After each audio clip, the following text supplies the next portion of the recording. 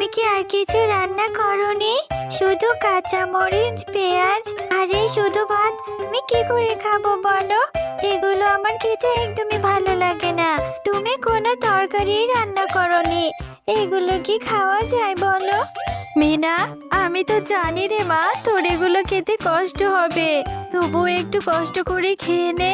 পরের বেলায় আমি তোকে তরকারি দিয়ে ভাত দেব। আমি কি করব বল? এতটুকুনি চালের ব্যবস্থাই করেছি খুব কষ্ট করে। আমি যে কোনো তরকারির ব্যবস্থা করতে পারিনি রে মা।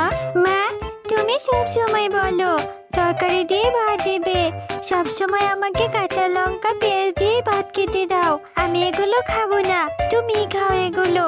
তোমার কাছে টাকা নেই, তাহলে না খেয়ে থাকলেই তো পারি। আমি খাবো না, চলে যাচ্ছি। মিনা, যাস না মা, কোথায় যাচ্ছিস? খেয়ে তো যা। এভাবে না খেয়ে কি করে থাকবি তুই? আমার এই মেয়েটাকে নিয়ে আমি যে কি করি? আমার কাছে যে অত টাকা নেই, এই মাসে কারোর বাড়িতে কাজও করতে পারিনি। কারোর কাছে যদি একটু বাকিতে সবজি পাই তাহলে মেয়েটাকে রান্না করে দিতে পারবো। বাঘ মামা, আপনি কি আমাকে বাকিতে কিছু সবজি দিতে পারবেন? আমি এই মাসের মধ্যে আপনাকে টাকাটা ফিরিয়ে দেব। আমার ঘরে যে কোনো রান্না করার মতো সবজি নেই গো মামা, দিলে আমার বড্ড উপকার হতো। আরে শেফা, এভাবে বাকিতে আমি কোনো সবজি দিতে পারবো না। বাজারে শীতের প্রথম সবজি তুলেছি, এসব সবজির অনেক টাকা দাম। এগুলো টাকা দিলেই তোকে দিতে পারবো। আর বায়না ধরিস না তো, এত কথা না বলে বাড়িতে যা। বাঘ মামা, আপনি আমার সাথে এরকম আচরণ কেন করছেন? আমার স্বামী একসময় বেঁচে থাকতে আপনাদের কত উপকার করেছে। লাগবে না আমার সবজি, আমি টাকা দিয়ে সবজি কিনে খাবো আপনাদের থেকে। আজ আমি অসহায় বলে আপনারা আমাকে কত অবহেলা করছেন। চলে যাচ্ছি আমি। আরে যা যা, এসেছে বাকিতে সবজি নিতে, আবার বড় বড় কথা বলছে।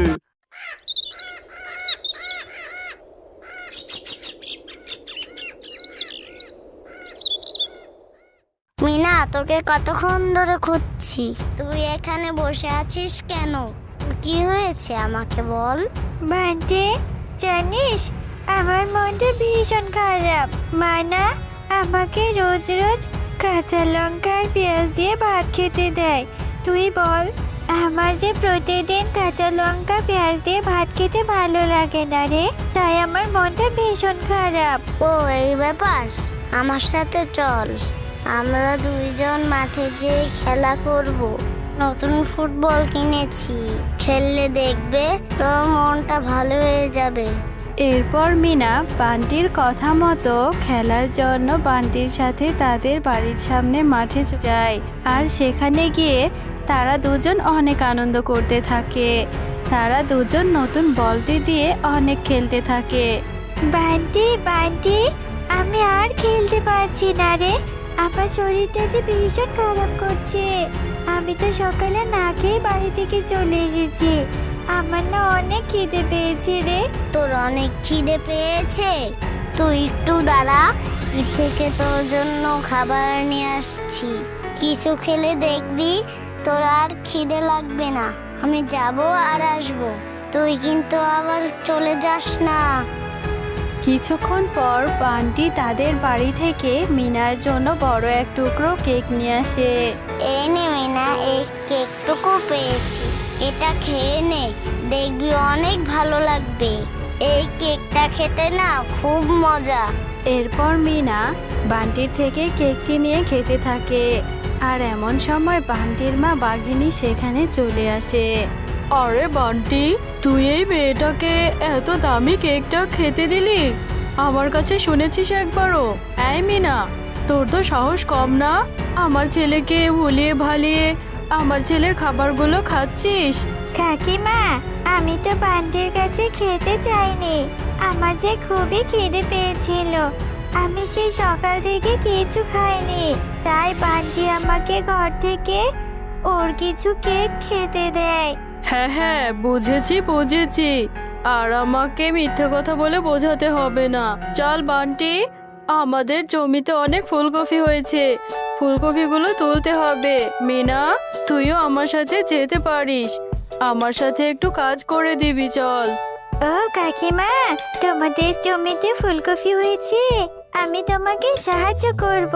চল বান্টি, তুই আর আমি মিলে কাকিমায়ের সাথে ফুলকপি তুলবো। এরপর মিনা বান্টির মায়ের সাথে তাদের ফুলকপির জমিতে চলে যায় আর তাদের সাথে ফুলকপি তুলতে থাকে। কাকিমা, আমি তোমার কাছে একটা ফুলকপি চাইবো, তুমি কি আমাকে একটা ফুলকপি দেবে? আমার না ফুলকপি খেতে অনেক ইচ্ছে করছে, আর আমাদের বাড়িতেও তো কোনো সবজি নেই। সবজি নেই বলে আমার মা কোনো তরকারি রান্না করতে পারেনি। দেবে কাকিমা? আরে মিনা, একে তো বান্টির থেকে কেক নিয়ে খেয়েছিস, আবার এখন ফুলকপি চাইছিস। ফুলকপির যে দাম, বছরের প্রথম ফুলকপি আমারই চাষ হয়েছে, এখন আবার ফ্রিতেই চাইছিস? না রে বাবা, ফুলকপি দিতে পারবো না। পাশে যে ফুলকপির আগাছাগুলো রয়েছে, ওই পাতাগুলো বাড়িতে নিয়ে যা, তোর মাকে রান্না করে দিতে বলবি। একটা ফুলকপি দাও না গো কাকিমা, আর ওই ফুলকপির আগাছাগুলো কি রান্না করে খাওয়া যায়? ঠিক আছে, আমি ওগুলোই মার কাছে নিয়ে যাই, মাকে বলবো রান্না করে দিতে। এরপর মিনা সেই ফুলকপির আগাছাগুলো নিয়ে বাড়িতে চলে যায়। বাড়িতে গিয়ে দেখে তার মা তার জন্য উঠোনে বসে অপেক্ষা করছে। মিনা, সেই কত জায়গায় তোকে খুঁজেছি, কোথায় গিয়েছিলে তুই? আমি তোর জন্য তরকারি রান্না করে অপেক্ষা করছি, আর তুই সেই সকালে না খেয়ে গিয়েছিস, এখন প্রায় বিকেল হয়ে গেল। কোথায় ছিলি, আর এসব কিনে এসেছিস তুই? মা, তুমি এই ফুলকপির পাতাগুলো আমাকে রান্না করে দিবে?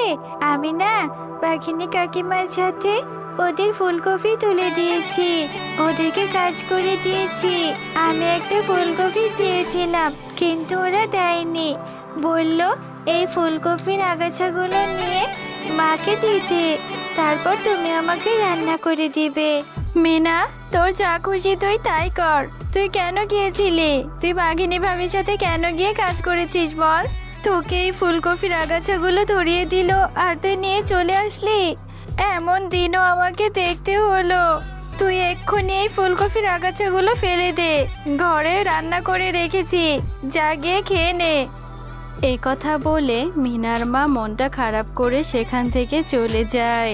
আমি তো ভালোর জন্যই এই ফুলকপির পাতাগুলো এনেছিলাম, মা তাহলে আমার সাথে রাগ করলো কেন? বুঝেছি, আমি অন্যের বাড়িতে কাজ করেছি বলে মা কষ্ট পেয়েছে, আমি এক্ষুনি এগুলো ফেলে দেব। এরপর মিনা সেই ফুলকপির পাতাগুলো নিয়ে তাদের ঘরের পাশে পুকুরে ফেলে দেয়। ফুলকপির পাতাগুলো ফেলে দিয়েছি, এখন আর মা আমার সাথে রাগ করে থাকবে না। আমি যাই, গিয়ে আমার মাকে ডেকে নিয়ে আসি। মা, ও মা, কোথায় গেলি তুমি? তাড়াতাড়ি এদিকে এসো না, দেখো দেখো আমাদের উঠোনের পুকুরে ফুলকপি হয়েছে। দেখো না মা, এত ফুলকপি কোত্থেকে এলো মা, বলো তো?